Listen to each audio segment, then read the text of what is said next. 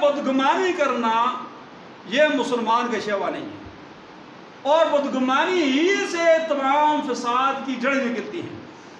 اس لیے قرآن کریم نے جا بجا بدگمانی سے منع کیا، اور جب بدگمانی ختم ہو جائے گی تو پھر ایک مسلمان کا دوسرے مسلمان کے ساتھ جو تعلق ہوگا وہ تعلق جو ہے وہ پختہ ہوگا، وہ مستحکم ہوگا، ان کے اندر پیار اور محبت بڑھے گی۔ جب مسلمانوں کے اندر پیار اور محبت بڑھتی ہے تو ان کی ایمان کے اندر اضافہ ہوتا ہے، اور جب مسلمانوں کے آپس میں نفرت پیدا ہوتی ہے تو ایک حدیث کے اندر آیا کہ یہ موڑنے والی چیز ہے، فرمایا کہ یہ بالوں کو موڑنے والی نہیں ہے بلکہ یہ ایمان کو موڑنے والی چیز ہے۔ اس لیے بدگمانی سے بچنا یہ ہمارے معاشرے کا ایک بہت بڑا کینسر ہے جو پھیلا ہوا ہے، اس سے رکنا ہر مسلمان کے لیے بڑا ضروری ہے۔ حضرت عائشہ صدیقہ رضی اللہ تعالیٰ عنہ ام المومنین پر جب تہمت لگی، بدگمانی اتنی بری چیز ہے کہ بہت سے مخلصین بھی اس تہمت کے اندر شامل ہو گئے، لیکن اسلام کا ابتدائی زمانہ تھا، قرآن کا نزول تھا، تو اللہ تبارک و تعالیٰ نے یہ کہا وَلَوْلَا إِذْ سَمِعْتُمُ ظَنَّ الْمُؤْمِنُونَ وَالْمُؤْمِنَاتُ بِأَنفُسِهِمْ خَيْرًا وَقَالُوا هَٰذَا إِفْكٌ مُّبِينٌ۔ فرمایا کیوں جب تم نے وہ بات سنی تو مومن مرد اور مومن عورتوں نے یہ کیوں نہ کہا، انہوں نے اس نے ظن کیوں نہ رکھا، بدگمانی کیوں کی؟ فرمایا کہ ان کو یہ چاہیے تھا کہ جب بات ان کے کانوں کے اندر پڑ چکی تھی پھر بھی ان کو یہ چاہیے تھا کہ وہ اس نے ظن رکھتے، انہوں نے بدگمانی کیوں کی؟ اور اسی طرح سورہ حجرات میں فرمایا کہ یا ایھا الذین آمنوا اجتنبوا کثیرا من الظن، اے ایمان والو بہت سے گمان کیا کرنے سے بچتے رہا کرو۔ انسان بعض اوقات گمان کرتا رہتا ہے فلاں آدمی ایسا ہوگا، فلاں آدمی ایسا ہوگا، وہ یوں کر رہا ہوگا، یہ بدگمانیاں ہیں۔ جب تک تمہارے پاس کوئی ٹھوس شواہد اور گواہان موجود نہ ہو کسی بات کو، یا تم سے کوئی بات طلب نہ کی جائے، تو گواہ کی موجودگی میں بھی آپ کو وہ بات کہنا درست نہیں ہے۔ اس لیے قرآن کریم نے جا بجا اس بات کو روکا کہ بدگمانی سے بچو، بدگمانی سے بچو، اور بدگمانیاں جب پھیل جاتی ہیں پھر انسان کے دل کے اندر حسد اور بغض پیدا ہو جاتا ہے،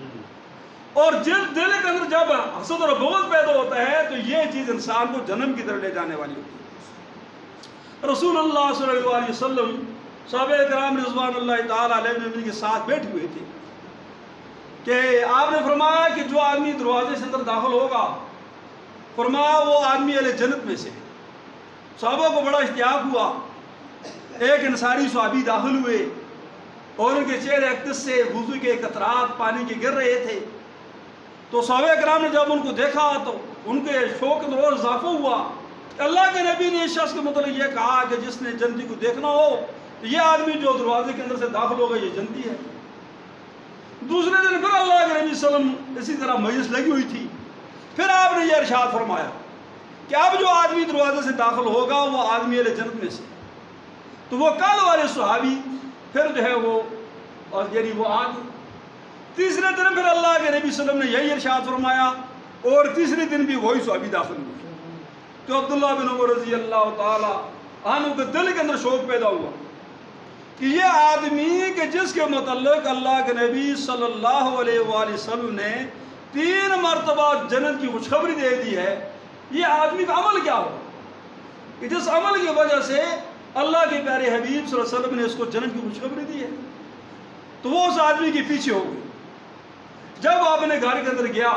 داخل ہوا، پیچھے نے دروازہ کھٹکھٹایا اور اس کے گھر کے اندر داخل ہو گئے اور کہنے لگے کہ میں تمہارے ہاں ٹھہرنا چاہتا ہوں۔ انہوں نے کہا کہ ٹھیک ہے ٹھہر جائیں۔ اب وہ یہ دیکھنا چاہتے ہیں کہ یہ صحابی جس کو اللہ کے نبی نے یہ خوشخبری دی ہے اس کے اعمال کیا ہیں۔ تو وہ جب 3 دن ان کے پاس رہے اور ان کے ہر عمل کو دیکھتے رہے کہ یہ کون سا عمل کرتا ہے، انہوں نے دیکھا کہ یہ دن کو ہمارے ساتھ ہوتا ہے، اور جب 3 دن میں اس کے پاس ٹھہرا ہوں کچھ اس کے مجھ سے زیادہ کچھ عمل بھی نہیں ہے۔ تیسرے دن جب وہ واپس آنے لگے انہوں نے کہا یار بات یہ ہے کہ میں تیرے پاس آ کر ٹھہرا، میرا کوئی اور غرض نہیں تھی، میں تو اس لیے آیا تھا کہ اللہ کے نبی صلی اللہ علیہ وآلہ وسلم نے 3 مرتبہ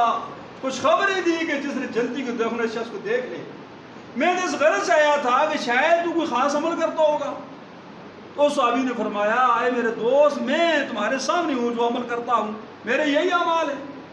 جب وہ جانے لگے 2 روایتیں ہیں، تو انہوں نے کہا ہاں ایک بات ہے، فرمایا کہ میں اپنے دل میں کسی مسلمان کے لیے بغض اور کینہ اور نفرت نہیں رکھتا، اور دوسری روایت کے اندر آتا ہے کہ میں کسی مسلمان سے نہ بدگمانی رکھتا ہوں اور نہ کسی مسلمان کو جب میں رات کو سوتا ہوں تو تمام اہل ایمان کو معاف کر کے سو جاتا ہوں۔ تو پھر عبداللہ بن عمر نے کہا کسی سبب سے اللہ کے نبی صلی اللہ علیہ وسلم نے تمہیں جنتی ہونے کی خوشخبری دی۔ اس لیے یہ باتیں بظاہر کہنے میں بیان کرنے میں تو بڑی ہلکی سی نظر آتی ہیں، لیکن عمل میں لانا ان کا ذرا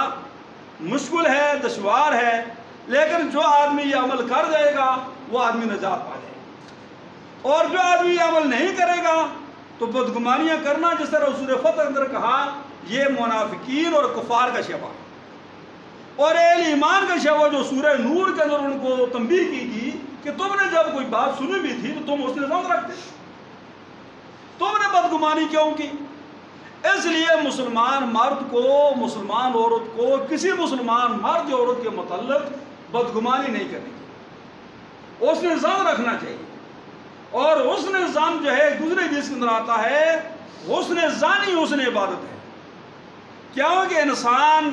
جو عبادات وغیرہ کرتا رہتا ہے یہ عبادات ضائع ہو جاتی ہیں ان گناہوں کی وجہ سے۔ اگر ان گناہوں کو نہیں چھوڑے گا تو انسان کے عبادات بھی ضائع ہو جاتی ہیں۔ اس لیے فرمایا حدیث شریف کے اندر کہ حسن ظن حسن عبادت ہے۔ تم اپنی عبادت کے اندر حسن پیدا کرنا چاہتے ہو، کمال پیدا کرنا چاہتے ہو، خوبصورتی پیدا کرنا چاہتے ہو، تو پھر تم اپنے مسلمان بھائیوں کے ساتھ حسن ظن رکھو، بدگمانی نہ کرو۔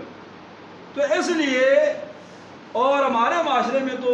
جب کسی آدمی کو کوئی بات مل جائے وہ لے کر چلتا پھرتا ہے گویا کہ اس کو ملک کا نہیں مقرر کیا ہوا، جبکہ اللہ کے نبی صلی اللہ علیہ وسلم نے فرمایا کہ جو مسلمان کسی مسلمان کے عیب کو دیکھ کر پردہ پوشی کرتا ہے، فرمایا اس کا فائدہ یہ ہے کہ اللہ تبارک و تعالیٰ ایسے مسلمان کی دنیا اور آخرت میں پردہ پوشی فرمائیں گے۔ ایک مسلمان ہے، انسان ہے، ظاہر ہے اس کو غلطی بھی ہو جائے گی، لیکن جب اس نے اس کے عیب کو دیکھ کر اس کو اطلاع ہوگی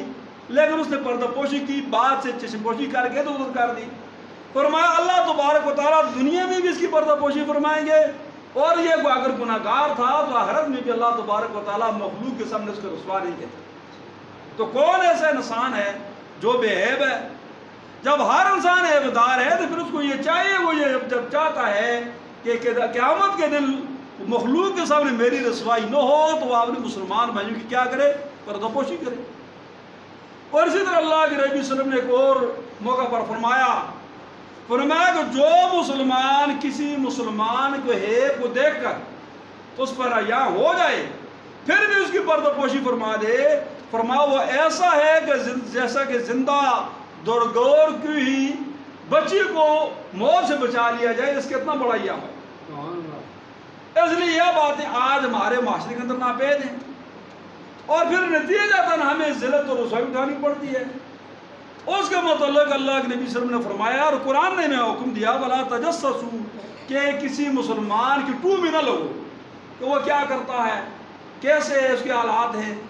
تو اس کا مطلب فرمایا اللہ کے نبی نے کہ فرمایا تم لوگوں کے عیب تلاش کرنے کے اندر نہ پڑو، فرمایا جو مخلوق کے عیب تلاش کرنے کے اندر لگ جاتا ہے اللہ تبارک و تعالیٰ اس کے عیب تلاش کرنے میں لگ جاتا ہے۔ اور فرمایا کہ جس کے عیب تلاش کرنے میں اللہ تبارک و تعالیٰ لگ جائیں فرمایا اس کو گھر بیٹھے ہوئے ذلیل و رسوا کر دیں۔ اس لیے ہر مسلمان کو یہ چاہیے کہ جس طرح نماز روزہ ہمارے لیے لازمی اور ضروری ہے، اسی طرح یہ باتیں جو ہیں یہ بھی قرآن کی باتیں ہیں، یہ بھی حدیث کی باتیں ہیں، ان کے اوپر بھی عمل کرنا ایسے ہی لازمی اور ضروری ہے۔ جب اس طرح سے عمل پیرا ہوں گے تو ہمارا معاشرہ امن کا، سکون کا، پیار اور محبت کا ایک معاشرہ بن جائے گا، اور جب ان پر ہم عمل پیرا نہیں ہوں گے تو پھر ہمارا معاشرہ فتنہ، فساد، نفرت، جنگ، لڑائی اور اس کا یہ معاشرہ بن جائے گا۔ اور جس معاشرے کے اندر امن اور سکون نہ ہو، جس گھر کے اندر امن اور سکون ہو تو وہ تو جیتا جاگتا جنم کا ایک حصہ ہوتا ہے۔ تو اس لیے ان باتوں کا اپنانا اور سمجھنا اور سمجھانا لازمی ضروری ہے۔ اللہ تبارک و تعالی ہم تمام اہل ایمان کو سمجھ اور عمل کی توفیق عطا فرمائے۔ وما علینا الا البلاغ۔